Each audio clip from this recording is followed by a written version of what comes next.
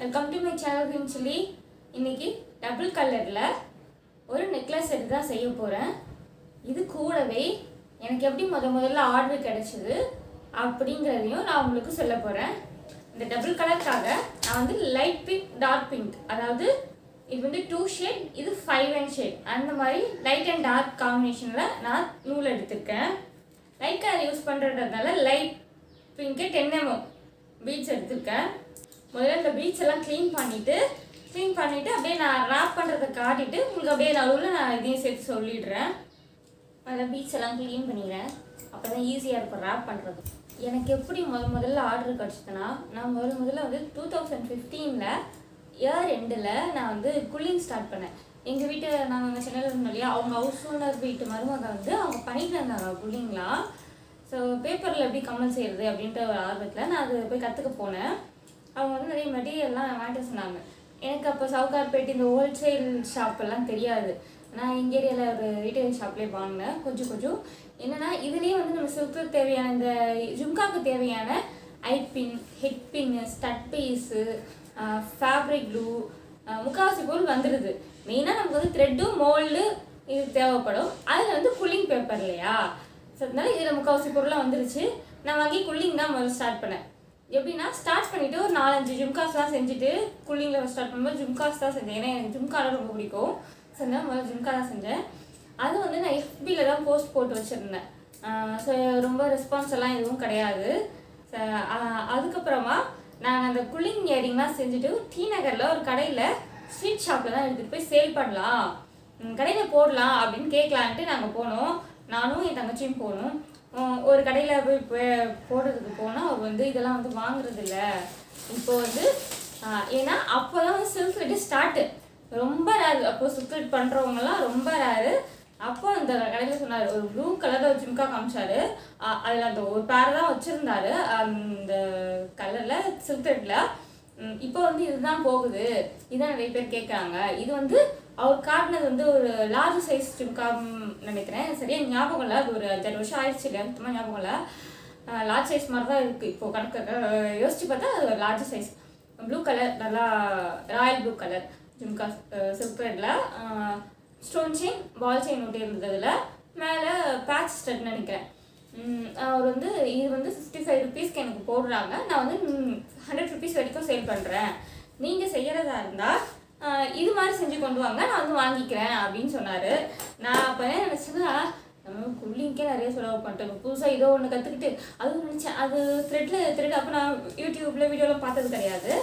அப்போ பார்க்கும்போது இன்னும் ஒவ்வொரு நூலாக வச்சு சுற்றிருப்பாங்களோ அப்படின்னு எனக்கு தோணுச்சு. அதனால சரி நான் சரி சொல்கிறேன் அப்படின்னு சொல்லிட்டு நான் வந்துட்டேன். அதுவரை எனக்கு அந்த சில்க் த்ரெட் மேலே இன்ட்ரெஸ்ட் இல்லை. அப்போது நான் அந்த மெட்டீரியல்லாம் வாங்கினது எங்கள் ஏரியாவில் ஒரு ரீட்டைல் ஷாப்பில் தான் வாங்கினேன். அங்கே வந்து என் தங்கச்சி அங்கே தான் ஒர்க் பண்ணிட்டு இருந்தா. அப்போ நான் கேட்டேன், சில்க் த்ரெட்டுன்றாங்களே அது எப்படி, என்ன த்ரெட்டு, அது எவ்வளோ இருக்கும் அப்படின்னு கேட்டப்போ, அது வந்து எம்ப்ராய்டரி நூல், அது இன்னொன்று வந்து 18 ரூபா அப்படின்னு சொன்னால். 18 ரூபா கொடுத்து ஒரு நூல் வாங்கணுமா கம்மல் செய்கிறதுக்கு அப்படின்ட்டு யோசிச்சுட்டு ஆனால் வாங்கிட்டேன். ஃபஸ்ட்டு எனக்கு பிடிச்ச கலர் வந்து கிடைக்கல சொல்லிட்டு அந்த ராமர் ப்ளூன்னு சொல்லுவாங்களே அந்த கலரும் ஒரு ப்ரௌன் கலரும் வாங்கினேன். ஏன்னா ப்ரௌன் கலரில் என்கிட்ட ஒரு டாப் இருக்குது. சரி அதனால நம்ம முதல்ல செஞ்சு போட்டுக்குவோம் அப்படின்ட்டு. என்னென்னா த்ரெட்டு மட்டும்தான் நான் வாங்கிட்டு சொன்னேன், தவிர மற்ற எந்த பொருளும் மொத்தமாக வாங்கலை. ஏன்னா நமக்கு இதுலேயே வந்துடுதுன்றதுனால நான் எதுவும் வாங்கலை. குக்கியும் இருக்குது, ஹேங்கிங் புக்கும் அப்போவே இருக்குது. சரி நான் அப்போ வந்து வேறு எதுவும் வாங்கலை, இதுலேயே நமக்கு எல்லாமே வந்துடுது இல்லையா. அதனால நான் வந்து த்ரெட்டு மட்டும் தான் வாங்கிட்டு சொன்னேன். 2 ஃபஸ்ட்டு ஒரு கலர் த்ரெட்டு வாங்கிட்டு வந்தேன், அப்புறம் இன்னொரு கலர் த்ரெட்டு மட்டும் வாங்கிட்டு குல்லிங் பேப்பர்லேயே ஃபஸ்ட் அந்த மோல்டு மாதிரி அந்த மோல்டு வச்சுருப்போம் ஷேப்பாக குல்லிங் ஜும்கா செய்கிறதுக்கு, அந்த மோல்டுலேயே வச்சு மோல்டு மாதிரி அதை ஜும்கா பண்ணி அது மேலே த்ரெட் ரேப் பண்ணேன். அதனால டைட்டாக ஆக்கிட்டு அந்த ஜும்காவை, குல்லிங் ஜும்காவை அதில் ரேப் பண்ணேன். ரொம்ப டைட்டாக சுற்ற முடியல, அது வந்து வளையுது. சரி அதில் மேலே சுற்றிட்டு ஒரே ஒரு குக்கி மட்டும் தான் போட்டேன். ஒரு லைன் ஸ்டோன் செயின் ஒட்டிட்டு, ஸ்டோன் செயின் ஆமாம், ஒரு line stone chain ball chain, ஒரு லைன் ஸ்டோன் செயின், ஒரு லைன் பால் செயின் ஓட்டிட்டு டபுள் கலரில் ஜும்கா பண்ணேன். அந்த நார்மலையா ப்ரௌனு அந்த ராமர் ப்ளூ 2 கலரும் வச்சு டபுள் கலரில் ஜும்கா பண்ணி ஒரு கொக்கி போட்டு நான் வச்சுருந்தேன். அதுதான் முதல்ல நான் ஜும்கா பண்ணது. அதை வந்து நான் FBயில் போஸ்ட் போடலை. ஸோ அதுக்கப்புறமா கொஞ்சம் கொஞ்சமாக பொருள் வாங்க ஆரம்பித்தேன். அதாவது ஃபஸ்ட்டு 1 சைஸ் மோல்டு கொஞ்சம் சின்ன பேக்கெட்டு, ஃபஸ்ட்டு நான் 1 சைஸ் மோல்டு தான் வாங்கினேன். அப்புறமா மீடியம் சைஸ் மோல்டு எல்லாமே ரீட்டைல் ஷாப்பில் தான் வாங்கினேன். அது வரைக்கும் எனக்கு ஹோல்சேல் ஷாப்லாம் தெரியாது. ஸோ கட்பேட்டு இதெல்லாம் எனக்கு தெரியவே தெரியாது. வாங்கி நான் வந்து செஞ்சுட்டு சும்மா போஸ்ட் போட்டுட்டு இருந்தேன். போஸ்ட் போடும்போது யாருமே ரெஸ்பான்ஸ் பண்ணல. ஏன்னா அப்போது நான் ஸ்டார்ட் பண்ணுறதுக்குள்ளே நிறைய பேர் ஸ்டார்ட் பண்ணிட்டாங்க, நிறைய பேர் பண்ண ஆரம்பிச்சிட்டாங்க. அதனால போஸ்ட் போட்டுட்டு இருந்தேன், யாரும் ரெஸ்பான்ஸ் பண்ணலை. ராப்பிங் வந்தாலும் பண்ணலாம், நம்ம வந்து டிசைனிங் தான் பண்ணணும்னு இல்லை, ராப்பிங் ஆர்டர் வந்தாலும் பண்ணலான்னு சொல்லிட்டு அப்போ வந்து ஃபேஸ்புக்லேயே இருப்பேன். ஃபேஸ்புக்லேயே ஃபுல்லாக செக் பண்ணிகிட்டே இருப்பேன். அதில் ஒருத்தவங்க போஸ்ட் போட்டிருந்தாங்க, என்னென்னா ரேப்பர்ஸ் வேணும் ஜும்காக்கு அப்படி சொல்லிட்டு. நானும் அவங்கள்ட்ட இன்பாக்ஸில் போயிட்டு மெசேஜ்லாம் பண்ணியிருந்தேன். எனக்கு நம்பர்லாம் கொடுத்தா ஃபோன் பண்ணாங்க, பேசினாங்க, நேரில் வந்து வாங்கிக்க சொன்னாங்க. இது வந்து ரேப்பிங் ஆர்டரு, நேரில் வந்து வாங்கிக்க சொன்னாங்க. அது எங்கன்னா டி நகரில். நானும் டி நகர் போனேன். அவங்க வந்து 1 சைஸ் மோல்டு ஃபுல்லாக, அதாவது ஒரு கப்பு ஃபுல்லாக கொடுத்தாங்க. அது வந்து கிட்டத்தட்ட ஒரு 1/2 kgக்கு மேலே இருக்கும். 1 kg 1 size mould, thread double bell brand thread ஒரு பாக்ஸு, 15 ருபீஸ் க்ளூ பாட்டில் 2 ஃபஸ்ட்டு அவங்க தான் கொடுத்தாங்க. அவங்க வந்து பேசுனது 1000 பேர்ஸ் சொன்னாங்க. ஆனால் அதில் பார்த்திங்கன்னா 500 பேர்ஸ் கொஞ்சம் கம்மியாக, அதாவது 928 தான் இருந்துச்சு பீசஸ்ஸு. நான் அந்த மோல்டு கவுண்ட் பண்ணி பார்த்ததில்ல. ஸோ இதுதான் முதல்ல நான் வாங்கின ஆர்டர். என்னென்னா அந்த ஆர்டர் வாங்கிட்டு நான் செய்ய ஆரம்பிக்கும் போது எனக்கு ரொம்ப கழுத்து வலியெல்லாம் இருக்க ஆரம்பிச்சிச்சு. நான் அந்த ஆர்டர் வந்து பண்ணலை. அது அப்படி அதுதான் ஃபஸ்ட்டு எனக்கு ரேப்பிங் ஆர்டர் ஃபேஸ்புக் மூலமாக தான் வந்தது. என்கிட்ட நிறைய பேர் நீங்கள் ஆர்டர் கேட்கும்போது நான் சொல்லியிருப்பேன், நீங்கள் எஃபியில் போஸ்ட் போடுங்க. ஏன்னா நான் ஃபுல்லாகவே எஃபியே தான் நோட்டிகிட்டு இருப்பேன். இப்போ நிறைய பேர் அதில் வந்து பிஸ்னஸ் தான் பண்ணுறாங்க. ஸோ அவங்க என்ன பிஸ்னஸ் பண்ணுறாங்களோ எஃபியில் தான் போஸ்ட் போடுறாங்க. அதுலேருந்தே நிறைய பேர் ஆர்டர்ஸ்லாம் எடுத்து பண்ணுறாங்க. ஏன்னா எனக்கு வந்தது எஃபிலேருந்து தான், எல்லா ஆர்டருமே எஃபிலேருந்து தான், எஃபி மூலமாக தான் வந்தது. இன்ஸ்டாகிராமில் அப்போது நான் யூஸ் பண்ணவே இல்லை, எல்லாமே எஃபி மூலமாக தான் வந்தது. ஸோ அதனால தான் நான் ஃபேஸ்புக் யூஸ் பண்ணுறது அதிகமாக. அங்கே எல்லாருக்குமே ஃபேஸ்புக் தான் சொல்வேன் நானும். ஸோ அந்த மாதிரி வந்து அதுக்கப்புறமா போஸ்ட் என்னோட இதெல்லாம் பார்த்துட்டு எனக்கு ஒருத்தவங்க மெசேஜ் பண்ணியிருந்தாங்க. அவங்க வந்து ஐ திங்க் மலேசியாவிலேருந்து பண்ணியிருந்தாங்கன்னு நினைக்கிறேன். ஆமாம், மலேசியாவிலேருந்து மெசேஜ் பண்ணியிருந்தாங்க. ஒரு நெக்ஸ்ட் செட்டு ஜும்கா ஒரு செட்டு ஆர்டர் கொடுத்தாங்க. நான் அது முடிச்சிட்டேன். ஆனால் அனுப்ப சொன்னது வந்து மலேசியா அட்ரஸ்க்கெல்லாம் கிடையாது, லோக்கல் தான், தமிழ்நாட்டுக்குள்ளே தான் ஒரு அட்ரஸ் கொடுத்து அனுப்ப சொன்னாங்க. அதுதான் ஃபஸ்ட்டு எனக்கு வந்து ஆர்டர். அதாவது ஜுவல்லரி செட்னா அந்த ஆர்டரு. அதுக்கப்புறம் ரேப்பிங்னா அவங்க சொன்னாங்க இல்லையா, டி நகரில் கொடுத்தாங்க, அந்த ஆர்டரு. இதுதான் எனக்கு முதல்ல இப்படி தான் ஆர்டர் கிடச்சிது. ஸோ அதுக்கப்புறமா நான் அந்த போஸ்ட் வந்து அந்த இயரிங்ஸை நான் அந்தளவுக்கு அந்த ஜுவல்லரி செட்டை ஃபோட்டோ எடுக்கல. எஃபியில் போஸ்ட் போடணும், நல்லா ஃபோட்டோ எடுக்கணும்லாம் அப்போ என்கிட்ட இருந்த ஃபோன் நான் ரொம்ப அது வந்து ஃபோட்டோலாம் எடுக்கல. என்கிட்ட அப்போ 2G கேமரா தான் இருந்துச்சு. சொல்லப்போனால் வெட்டி கீபேட் ஃபோன் தான் வச்சுருந்தேன். அதில் தான் ஃபோட்டோ எடுத்து போட்டேன். ஃபோட்டோ அந்தளவுக்கு கிளியராக இல்லை, மங்களாக தான் இருந்துச்சு. அது நான் போஸ்ட் போட்டேன்னா எனக்கு கூட ஞாபகம் இல்லை. ஸோ அதுக்கப்புறம் நான் அப்படியே போஸ்ட் போட்டுட்டு தான் இருந்தேன். நான் ரொம்ப ரெடி ஸ்டாக்லாம் பண்ணுறது கிடையாது. ஏதாச்சும் பண்ணும்போது அப்படியே எஃபியில் அப்படியே போஸ்ட் போட்டுட்டு இருந்தேன். ஸோ அதை பார்த்துட்டு தான் எனக்கு சென்னையில் இருந்து ஒருத்தவங்க கால் பண்ணாங்க. அவங்களும் கிராஃப்டர் தான், அவங்களும் சில்க் ஜுவல்லரி பண்ணுறவங்க தான். அவங்களால இப்போ பண்ண முடியாத சூழ்நிலைன்றதுனால அவங்களுக்கு வர ஆர்டரை எனக்கு கொடுத்தாங்க. அவங்க நடுவில் ரீசேல் பண்ணிக்கிட்டு எனக்கு ஆர்டர் கொடுத்தாங்க. அப்போ வந்து நிறைய ஆர்டர் கொடுத்தாங்க. கொஞ்சம் முன்னாடி அட்வான்ஸ் போட்டு விட்ருவாங்க, நம்ம டெய்லி வாங்கி எடுத்து பண்ணிவிடுவாங்க. என்னென்னா அவங்ககிட்ட இருக்கிற ஆர்டரில் எனக்கு பிடிச்சது, இப்போ ஒரு கலர் அனுப்பிட்டு ஒரு ஜுவல்லரி செட் சாம்பிளுக்கு பிக்சர் அனுப்புகிறாங்க, ரெஃபரன்ஸ் பிக்சர் அனுப்புகிறாங்கன்னா, இது வந்து இந்த கலரில் மாற்றி பண்ணுங்கள், அந்த கலரில் மாற்றி பண்ணுங்கள் அப்படின்னு இது வரைக்கும் சொன்னதே கிடையாது. அவங்க என்ன கலரில் எப்படி அனுப்புகிறாங்களோ அதே மாதிரி செஞ்சு கொடுக்கணும். அது நமக்கு ஈஸியாக இருக்குல்ல, த்ரெட்டு சூஸ் பண்ணுறது, இதுக்கெலாம் டைம் வேஸ்டிங்கே ஆகாது. ஸோ அந்த விஷயத்தில் எனக்கு அது ரொம்ப பிடிக்கும். சொல்ல போனால் 100 ஜிமிக்கி கம்மல் நான் வீடியோ போட்டிருப்பேன். அதுவும் அவங்க கொடுத்த ஆர்டர் தான். அந்த ஆர்டர் வந்து ஏதோ வெளிநாட்டு ஆர்டர் தான் நினைக்கிறேன், மலேசியா ஆர்டர் தான் நினைக்கிறேன். அதுவும் ஒரு 12 பேங்கிள் செட்டும் சேர்த்து பண்ணியிருந்தேன். வீடியோ போட்டுட்டேன், அவங்க சொன்ன மாதிரி டிசைன்லாம் பண்ணி வீடியோலாம் போட்டுட்டேன். அந்த ஆர்டர் வந்து கேன்சல் ஆகிடுச்சு. அவங்க நிறைய ஆர்டர் கொடுத்துருந்தாங்க, நடுவில் ஜுவல்லரி செட்ஸாகவே நிறைய கொடுத்தாங்க. அதில் அந்த ஆர்டர் மட்டும் கேன்சல் ஆகிடுச்சு. அவங்க ரெஸ்பான்ஸ் பண்ணவே இல்லை. அப்புறமா நான் கால் பண்ணி கேட்டதுக்கு இல்லை, அவங்க வந்து வாங்கலை, அவங்க ரெஸ்பான்ஸே பண்ணல அப்படின்னு சொல்லிட்டாங்க. ஸோ அந்த ஜிமிக்கி கம்மலில் இன்னமும் என்கிட்ட ஒரு 10-15 பேர் இருக்குது. அது நான் சேல் பண்ணவே இல்லை, அது அப்படியே தான் இருந்தது. அந்த பேங்கிள்ஸ் மட்டும் அவங்ககிட்ட ரொம்ப ரெக்வஸ்ட் பண்ணி அவங்க ஃப்ரெண்ட் ஏதோ அட்ரஸ் கொடுத்து ஸ்ரீலங்கா அட்ரஸ்க்கு நான் அனுப்பிச்சி விட்டுட்டேன் அப்போவே. ஆனால் அந்த இயரிங்ஸ் என்னால் சேல் பண்ணவே முடியல. அது ஏன்னா டிசைன் நம்ம கஸ்டமைஸ் டிசைன் தான் பண்ணுறோம், அவங்க கேட்குற டிசைன் தான் பண்ணுறோம். அவங்க கேன்சல் பண்ணிட்டா நம்ம என்ன பண்ணுவோம். பிங்க் கலர் 5 in பிங்க்கில் டார்க் கலரில் 15 ஸ்டாண்ட்ஸ் எடுத்து சுற்றி வச்சுருக்கேன். இதை வந்து ஒரு பீடில்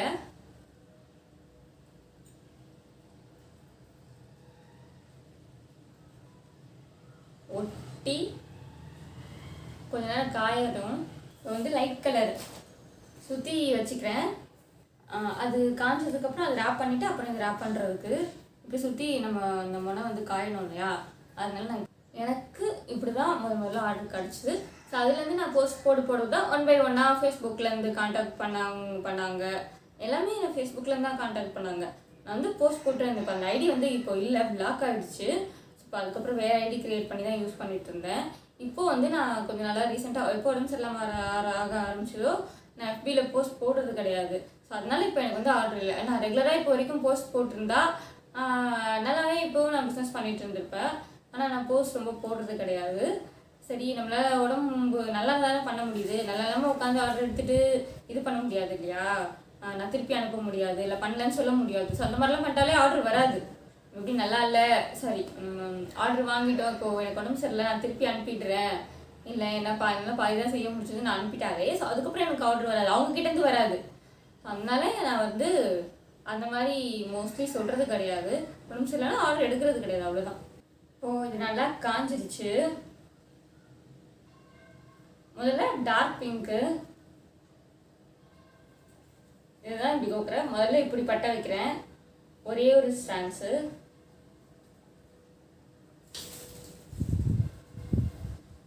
அடுத்த பட்டை அதுக்கு பக்கத்தில் வைக்காம கொஞ்சம் கேப் விட்டு வைக்கிறேன். இந்த மாதிரி கேப் விட்டு வைக்கிறேன். அதே மாதிரி கேப் விட்டு தான் இந்த டார்க் கலர் ஃபுல்லாக சுற்ற போகிறேன். ஃபுல்லாகவே சுற்றிட்டேன், கேப் விட்டு சுற்றிருக்கேன். முதல்ல நான் டார்க் கலர் யூஸ் பண்ணிட்டேன். ஸோ அடுத்து லைட் கலர் மேலே போட போகிறேன்.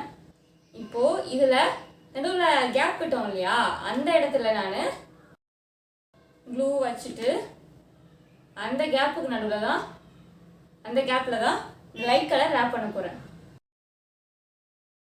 இதுவும் கொஞ்சம் நேரம் காயட்டும். இப்போ இது கொஞ்சம் காஞ்சிருச்சு. அந்த கேப்லேயே இன்னொரு பட்டை வச்சு நான் ரேப் பண்ண போகிறேன். நம்ம ஜும்காஸில் டபுள் கலர் ரேப் பண்ணுவோம் இல்லையா, ஒரு பட்டை லைட் கலர், ஸோ ஒரு பட்டை ஒரு கலர், இன்னொரு பட்டை வேறு கலர்னு. ஸோ அதே மாதிரி தான் light colour dark colour use பண்ணுறேன். அதை பீட்ஸில் பண்ணுறேன். நான் வந்து 2 லைன் கீர் ஒயர் எடுத்திருக்கேன். இதில் கியர் லாக் போட்டு ஒரு ஜம்ப் ரிங் போட்டுட்டு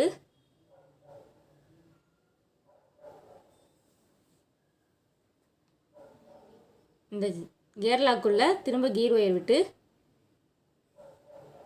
இழுத்துட்டு லாக் பண்ணிவிடுங்க. இதுக்கப்புறமா நான் வந்து 5 mm பிரைட் கோல்டு பீட்ஸ் எடுத்து கோக்குறேன். டல் கோல்டும் கோத்துக்கலாம். டல் கோல்டு வந்து லாங் லாஸ்டிங், பிரைட் கோல்டு பார்க்க நல்லா பிரைட்டாக இருக்கும், அட்ராக்டிவாக இருக்கும்னு வச்சுக்கோங்களேன். நான் வந்து ஒரு 7 பீட்ஸ் கோத்துருக்கேன் 5 mmல. அதிலே வந்து 8 mm ஒரு பீட்ஸ் கோக்குறேன். ஏன்னா ஒரு பீட் போடுறேன்னா இது வந்து நம்ம 10 mm ரேப்டு பீட்ஸ் போடும்போது அந்த கேப்க்கு இது சரியாக இருக்கும். அப்புறம் டபுள் கலரில் ரேப் பண்ணோம் இல்லையா, அது ஒரு பீட், திரும்ப ஒரு 8 mm கோல்டன் பீட், திரும்ப double colour bead, golden bead. இதுக்கப்புறம் வந்து டார்க் 5 in பிங்க் ரேப் பண்ணோம் இல்லையா, ஸோ அது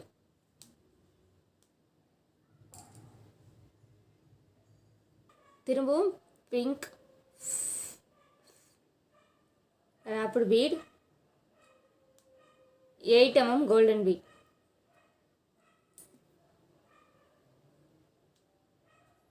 இதுக்கப்புறம் ஒரு double colour bead, golden bead, light colour பண்ணியிருந்தோம் இல்லையா அது,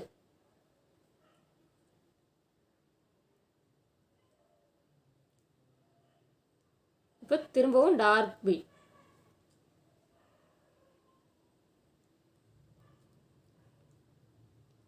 அப்புறம் லைட் கலர்.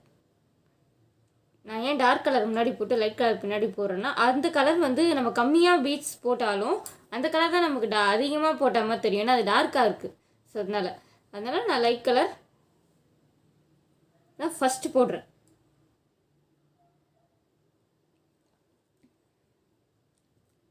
இப்போ இதுக்கப்புறம் நடுவில் ஒரு ஜம்ப்ரிங் ஜாயின் பண்ணிவிட்டு திரும்பவும் 8 mm பீட்ஸ்.